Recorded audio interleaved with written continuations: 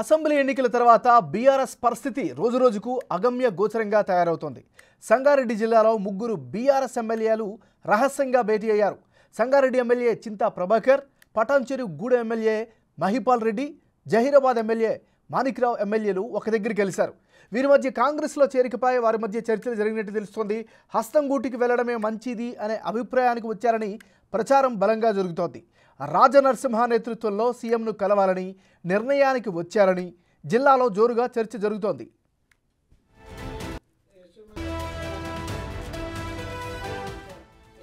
ఇక ఇదే అంశానికి సంబంధించి మరింత తాజా సమాచారం అందించేందుకు మా రిపోర్టర్ దుర్గారెడ్డి లైవ్లో సిద్ధంగా ఉన్నారు. దుర్గారెడ్డి, చెప్పండి, మీ దగ్గర ఉన్న అప్డేట్స్ ఏంటి? ఏం జరుగుతోంది? నాగరాజు, సంగారెడ్డి జిల్లాలో బీఆర్ఎస్ కు గట్టి షాకు తగులుతుందని చెప్పవచ్చు. 1-2 రోజుల్లో ఎవరైతే గూడెం మైపాల్ రెడ్డి, పడంచేరు ఎమ్మెల్యే, అదేవిధంగా అక్కడ సంగారెడ్డి ఎమ్మెల్యే చింత ప్రభాకర్, జైరాబాద్ ఎమ్మెల్యే కొన్నింటి మాణిక్యరావు, వీళ్ళంతా కూడా ఈ రోజు ఉదయం 11 గంటలకు ఒక చోట సంగారెడ్డి జిల్లా కేంద్రంలో ఒక చోట రాష్ట్ర సమావేశమై ఆ తర్వాత కాంగ్రెస్ పార్టీకి వెళ్లారని ఒక గట్టి నిర్ణయానికి రావడం జరిగింది. ఆ నిర్ణయంలో అక్కడ ఉన్న బీఆర్ఎస్ శ్రేణులు కూడా కొంతమంది కూడా మీ వెంట మేము వస్తామని చెప్పినా కానీ కొంత సమయం ఆగాలని అని చెప్పి ఆదేశాలు ఇచ్చినట్లుగా మనకు కొంత సమాచారం అయితే అందుతుంది. అదేవిధంగా మా వైద్య ఆరోగ్య శాఖ మంత్రి దామోదర రాజనరసింహ సంగారెడ్డి జిల్లా నుంచి ఉన్న ఆందోళించిన కనుక అతను కలిసి ఆ తర్వాత నిర్ణయం తీసుకొని వెళ్లాలని కూడా ఆ కొంత నిర్ణయంలో సమావేశంలో వాళ్ళు చర్చించినట్టు తెలుస్తుంది. రాష్ట్ర ముఖ్యమంత్రి రేవంత్ రెడ్డి దగ్గరికి వెళ్ళి 1-2 రోజుల్లో కండువా కప్పుకునే అవకాశాలు కనిపిస్తున్నాయి.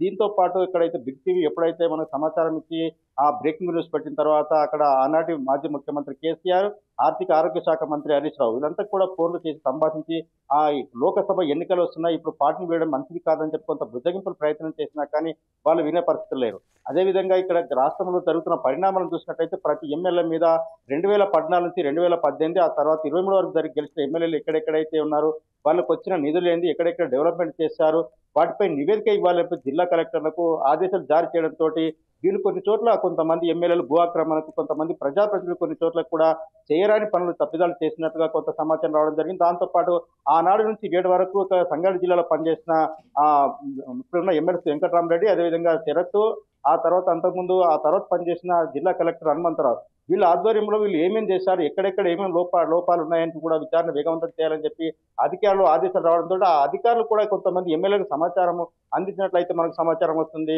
నాగరాజు. అదేవిధంగా ఆ కోణంలో కూడా వీళ్ళు కొన్ని కేసులు ఇరుక్కునే అవకాశాలు ఉన్నాయని చెప్పి కూడా ముందస్తుగా కాంగ్రెస్ వైపు వెళ్ళే పరిస్థితి కనిపిస్తుంది.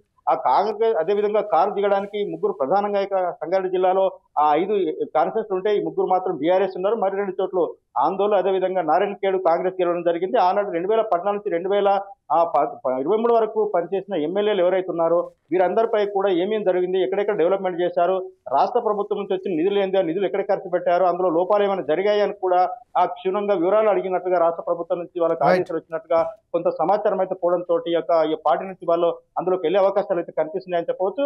ఒకవేళ వీళ్ళు ముగ్గురు వెళ్ళిన తర్వాత మరో ఇద్దరు కూడా వెళ్ళి అదే దారిలో వెళ్లే అవకాశాలు ఉన్నాయని చెప్పి బీఆర్ఎస్ పార్టీలో మాత్రం ఎమ్మెల్యేలు వెళ్లకుండా కూడా అడ్డుకునే అవకాశాలు కొన్ని అయితే బుజ్జగింపుల ప్రయత్నం అయితే కొనసాగుతుందని చెప్పవచ్చు. ఒకవేళ బుజ్జగింపులు కొనసాగినా కానీ కొద్ది రోజులు మాత్రమే ఆగే అవకాశాన్ని, ఆ తర్వాత మళ్ళీ మాత్రం ఎప్పుడో పార్టీలకు వెళ్ళి అక్కడ అస్తం వైపు వాళ్ళు వెళ్ళే అవకాశాలు అయితే 100% కనిపిస్తున్నాయని చెప్పవచ్చు. అదేవిధంగా కొంతమంది ఎమ్మెల్యేలు ఇప్పటికీ కొంతమందితో మాట్లాడినట్టుగా రాష్ట్ర ప్రభుత్వం నేతలతో, ముఖ్య నేతలతో మాట్లాడినట్టుగా మనకు సమాచారం అవుతుంది నాగరాజు.